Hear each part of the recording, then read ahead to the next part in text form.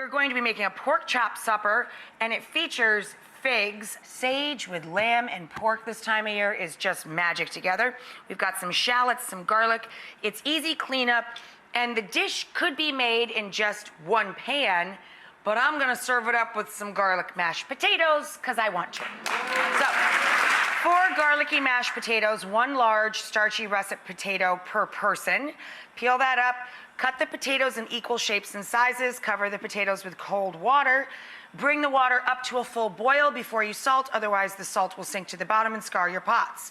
When you're cooking with potatoes, they're full of starch, of course. So I put the lid on just to bring them up to a boil, because we start with cold water, of course.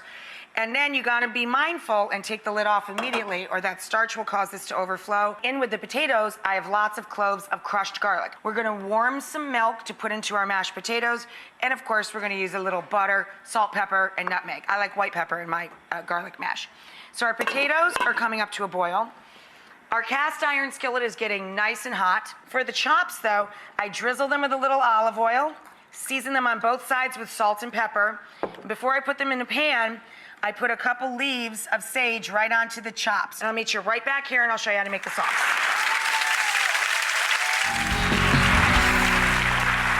So once you make your chops, with the sage leaves, pop them out of the pan, and in the exact same skillet, extra little drizzle of olive oil,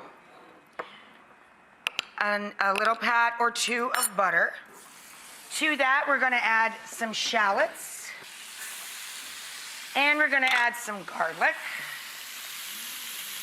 Now, the fresh figs are so delicate, I just throw them in and turn them around in the sauce.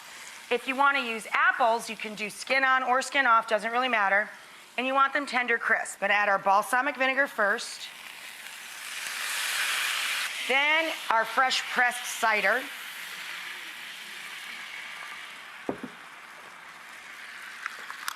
Then our grainy, big fat spoonfuls of grainy Dijon. Get the mustard distributed. And then we're going to sweeten and thicken the sauce with some fig preserves. Oh my God, it's so good. And now we're gonna let that just bubble up and let the chops finish cooking back through, and we'll tuck those little fresh figs in alongside. Now for the mashed potatoes, I put them through the ricer or the food mill, and we process them. You can just mash them with a hand masher too, that's fine. Tuck those around. We're gonna add in our hot milk now. I'm gonna season with a little white pepper, salt, and nutmeg. And for these potatoes, I use Taleggio, which is an Italian soft cheese. It's my husband's favorite.